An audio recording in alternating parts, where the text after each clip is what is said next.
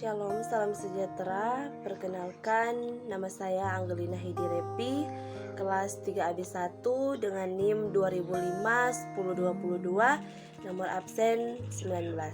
Saat ini saya akan menjelaskan tentang Allah Pembaharu.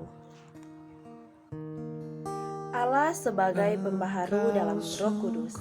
Di dalam perjanjian kasih karunia-Nya, Tuhan Allah sebagai sekutu umat-Nya telah menyatakan kasih karunia yang tidak terhingga, sebab di dalam Yesus Kristus firman yang menjadi manusia itu telah berkenan menggantikan peran sekutunya yang tidak setia dengan mengambil rupa manusia berdosa untuk menyelamatkannya. Sekalipun demikian, manusia tidak begitu saja selamat.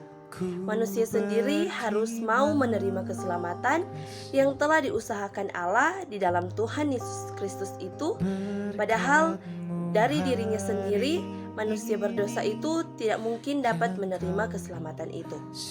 Dari dirinya sendiri tidak mungkin ada keinginan manusia berdosa untuk itu menikmati keselamatan tadi. Sebab manusia berdosa itu lebih suka membelakangi Allah daripada menghadapinya. Disinilah kasih Tuhan Allah sebagai sekutu umat-Nya tanpa makin bersinar-sinar. Tuhan Allah menyatakan tidak membiarkan manusia bersikap dingin terhadap keselamatan pemberiannya. Ia bukan Allah yang bekerja setengah-setengah. Tuhan Yesus Kristus, firman yang telah menjadi manusia, atau yang walaupun dalam rupa Allah telah mengosongkan dirinya, mengambil rupa seorang hamba dan menjadi sama dengan manusia, serta telah taat sampai nanti, bahkan mati di kayu salib itu. Telah ditinggalkan oleh Allah dan dikaruniakannya kepada nama di atas segala nama, supaya dalam nama Tuhan bertekuk lutut segala yang ada di langit dan yang ada di atas bumi dan yang ada di bawah bumi, dan supaya segala lidah mengaku Yesus adalah Tuhan, bagi kemuliaan Allah Bapa. Tuhan Yesus telah ditinggikan dan dimuliakan, agar supaya ia dapat dialami dan dinikmati oleh umat-Nya, agar supaya Kristus telah dimuliakan itu dapat dialami dan dinikmati oleh umat-Nya. Maka Kristus datang kembali, yaitu dalam Roh Kudus.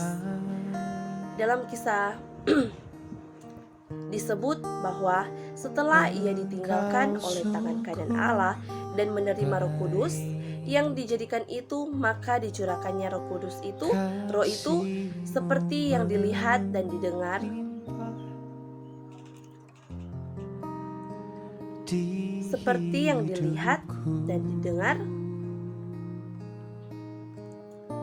dari kata-kata Petrus itu, jelas bahwa Roh Kudus adalah hasil karya Kristus bagi jemaat-Nya. Dengan kenaikannya ke sorga, ia memperoleh Roh Kudus bagi orang-orang percaya kepadanya. Justru karena Kristus dinaikkan ke sorga, maka didekatkan dengan para orang miliknya, sebab di dalam Roh Kudus itu Kristus yang di sorga dipersekutukan dengan umat-Nya yang di bumi. Dengan perantaran Roh Kudus itu, Kristus yang di sorga mengumpulkan umat-Nya yang di bumi. Bahkan ia sendiri berkata, apabila aku ditinggalkan di bumi, aku akan menarik semua orang datang kepadaku. Dalam Yohanes 12 ayat 32. Bahwa Roh Kudus akan dikaruniakan kepada para orang miliknya memang telah dijanjikan oleh Yesus Kristus sebelum ia disalibkan. Tuhan Yesus berjanji akan mengutus penghibur kepada para murid-Nya yang akan menyertai mereka dan yang akan mengajarkan segala sesuatu kepada mereka dan akan mengingatkan mereka akan semua yang telah diajarkan kepada mereka. Lagi pula yang memimpin mereka ke dalam seluruh kebenaran dan yang akan mengisyafkan dunia akan dosa, kebenaran, dan penghakiman.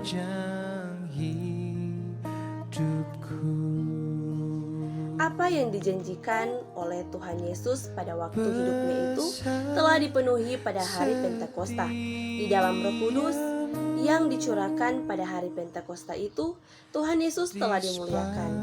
Hadir berbuat bagi umatnya. Roh Kudus adalah Tuhan Yesus sendiri. Seperti Ia telah dimuliakan tadi, menyelamatkan dirinya kepada umatnya, sehingga dapat dialami dan dinikmati oleh umatnya. Maka dengan Pentakosta dimulailah zaman baru. Disebutkan bahwa Roh Kudus itu belum datang karena Yesus belum dimuliakan. Adapun yang dimaksud ialah Roh Kudus yang akan datang memuliakan dan diterima oleh orang percaya. Jadi sebelum Kristus dimuliakan, Roh Kudus belum datang. Akan tetapi karena kebangkitannya, Kristus telah menjadi roh dan menghidupkan. Demikian penjelasan tentang pembaruan Allah. Terima kasih, salam sejahtera. Tuhan Yesus memberkati kita semua. Shalom.